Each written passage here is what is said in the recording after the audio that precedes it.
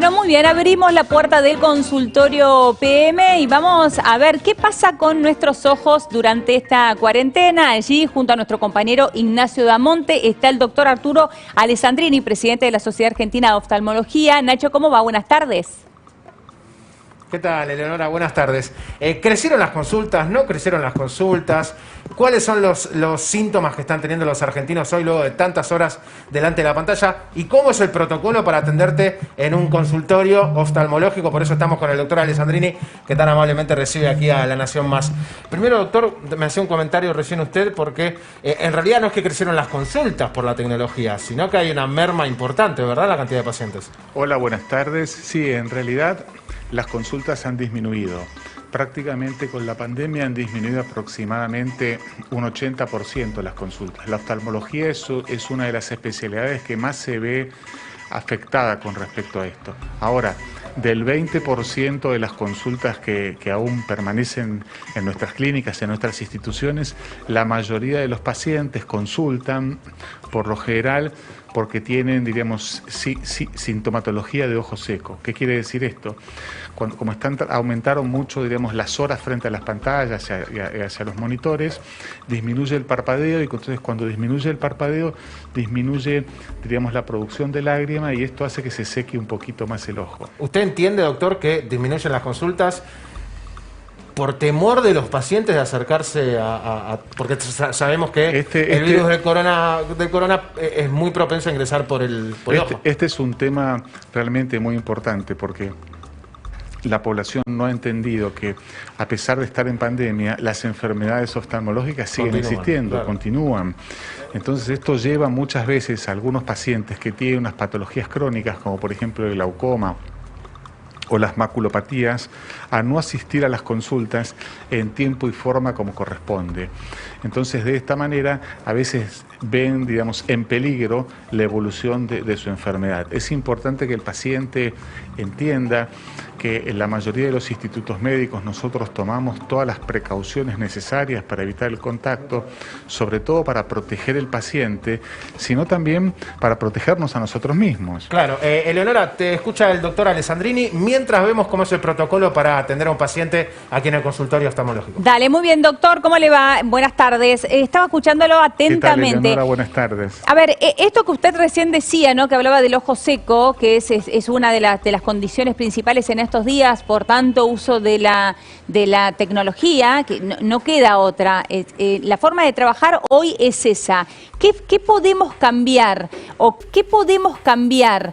¿O qué debemos hacer? ¿O qué debemos utilizar para evitar esa molestia del ojo seco?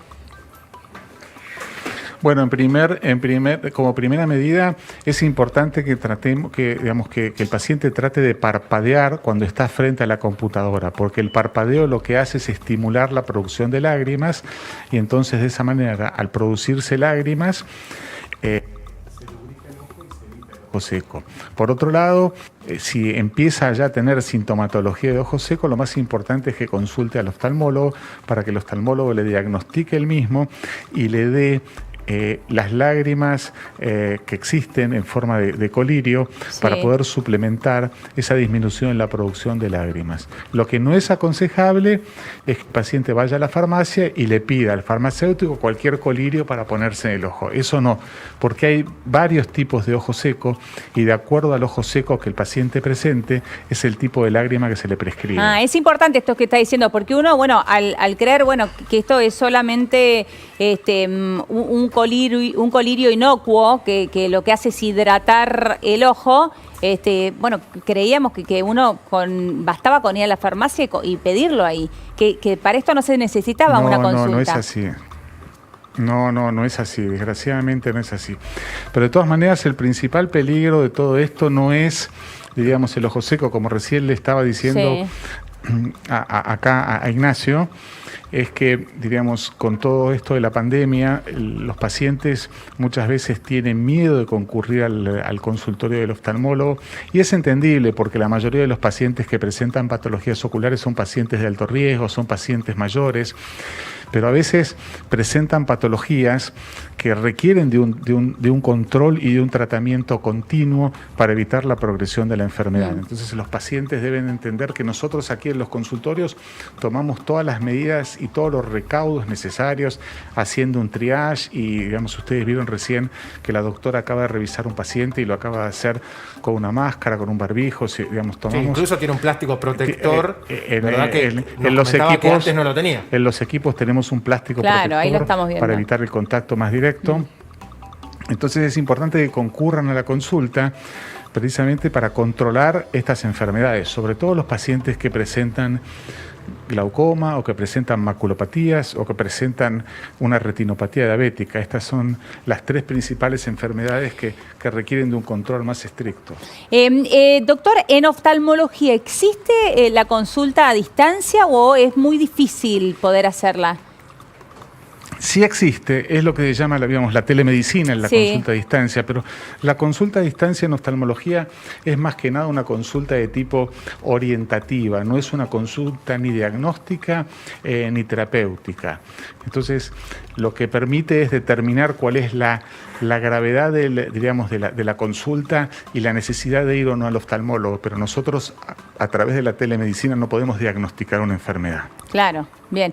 En cambio, por ahí un pediatra, si la mamá le cuenta que el nenito está con fiebre, que le duele un poquito la cabeza y que esto que el otro, le puede indicar un paracetamol, etcétera, pero en cambio, digamos, nosotros desde la oftalmología no podemos hacer un tratamiento.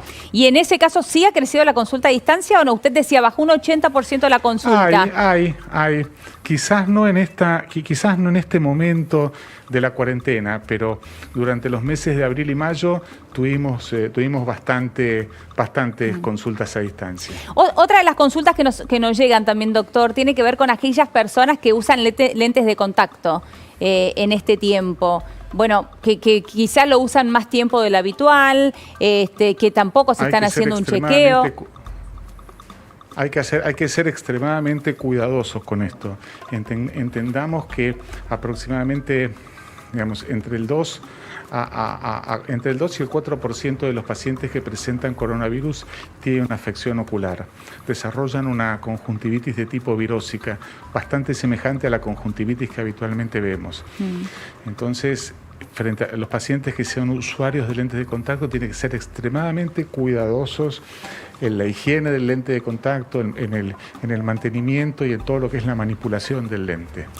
¿Algo extra a lo que hacen habitualmente con el líquido que tienen que cambiar todos los días? No, lo que pasa es que habitualmente muchos de los pacientes que, por ejemplo, hoy la mayoría de los lentes de contacto que se utilizan son lentes de contacto de tipo descartable. Claro. Entonces, convengamos que la mayoría de los pacientes en realidad no los usan como descartables en sí, sino que a veces los usan un tiempo más prolongado. En este momento no es aconsejable eso. Perdón que me meta, Leonora, porque uso lentes de contacto descartables y me imagino que debe ser una de las dudas de muchos, porque durante mucho tiempo las ópticas estuvieron cerradas y hubo muchas personas que quizá permanecieron con el mismo lente descartable. ¿Cuánto tiempo se recomienda que tiene que utilizarlos? Sí, hay lentes de contacto descartables de uso diario, pero también hay lentes de contacto que, digamos, que lo ideal es no usarlos más allá de 30 días. Claro. Depende el tipo de lente de contacto. Claro, pero muchas veces también debe recibir pacientes que se exceden en el uso, ¿verdad? Claro. En esta situación sí esto nos está pasando. Doctor, muchísimas gracias por su tiempo. Ha sido un placer, Leonora, y a total disposición. Muchas gracias. Muchas gracias. Gracias, Nacho. Momento de pausa.